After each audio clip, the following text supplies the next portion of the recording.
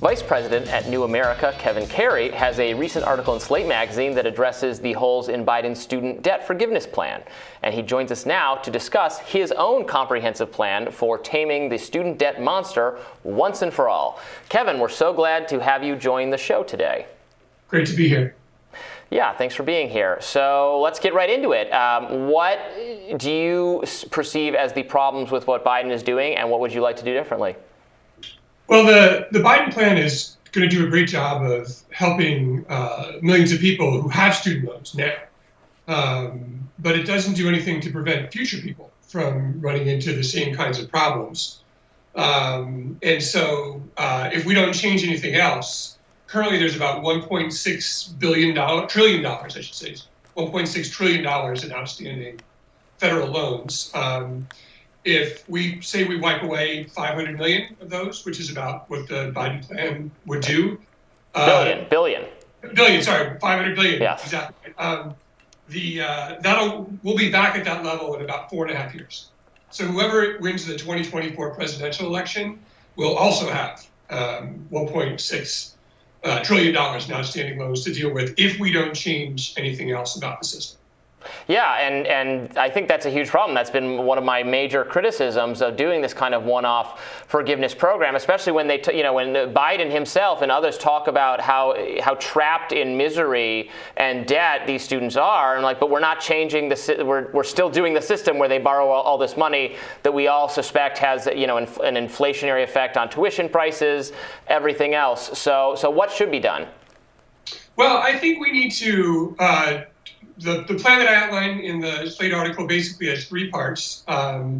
We need to start with actually the free community college plan that President Biden proposed last year and extend that to 4-year universities.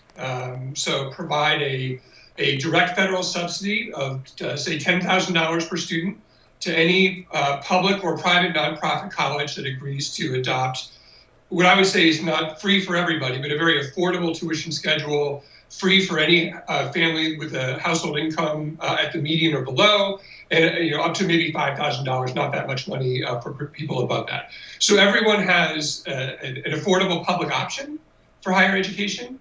But we also need to talk about graduate school debt. And this is really another missing part of the discussion around debt. There were a lot of proposals, Senator Sanders, Senator Warren, Representative Prayapal, have all proposed free college plans that would be very ambitious and very large, but would only cover undergraduate tuition at public colleges and universities. And in fact, the majority of all the outstanding federal loans were not borrowed for undergraduate tuition at public colleges and universities. They were borrowed for either private colleges, graduate school, master's degrees, law school, medical school, things like that. And these plans do nothing to change how much money people are borrowing for those. So for graduate school, I think we really need to do a better job of regulating what kind of programs people can borrow money to attend. Right now, there are a lot of programs that don't really provide much payoff in the job market. And that's one of the big, that's part of the student loan crisis. It's not just how much people borrow, it's whether they have enough money to pay their loans back. There's not really like an anesthesiologist student loan crisis, even though you borrow hundreds of thousands of dollars to get a medical degree, because if you're an anesthesiologist, you make a lot of money, you can pay it back. So it's really finding that balance between how much students have to borrow and whether they can pay their loans back. So, Kevin, part of the argument with respect to grad students is that although you're right, anesthesiologists are very well paid and on average can pay their loans back, the incentives for anesthesiologists is to go into the highest earning profession in the highest earning parts of the country in order to be able to do so. And it's part of what's driving the real deficit of healthcare workers in the interior of the country, in the South, in the plain states, et cetera, where people struggle so hard to find primary care doctors, not just because of the lack of affordability because of our private employer-based healthcare system, because there literally are not enough doctors and nurses to go around.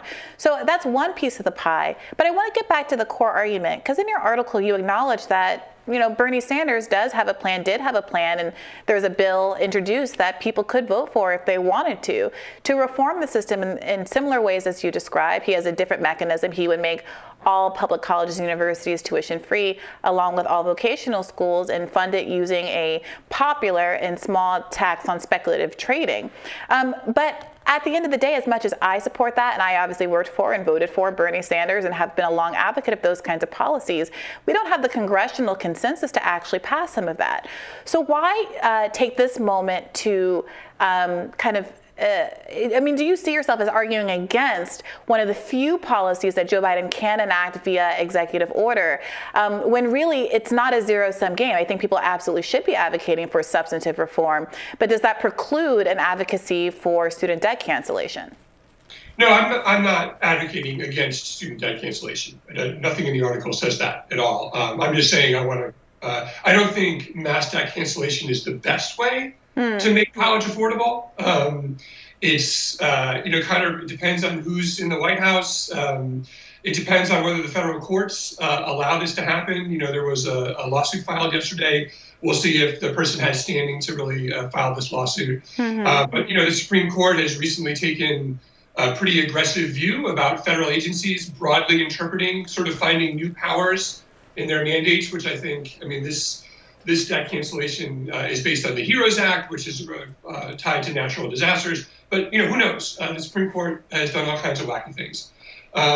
So rather than have the need for kind of mass debt cancellation in the future, which all kind of happens on the back end, let's actually wrestle with the price of college, the value of college on the front end, so we don't have this problem and we don't have to do this kind of big overarching Band-Aid, if you want to call something that costs $500 billion a Band-Aid. I want to ask you about income-driven sort of repayment plans, which is a big component of what Biden is doing now, making that a much more attractive option for a lot more borrowers. And I think conceptually, in a perfect world, that would be a possible good or better model to pay for colleges if you were just paying it back to, you went to college and it was free or affordable, and then the way you paid it was you paid back a portion of your income after that.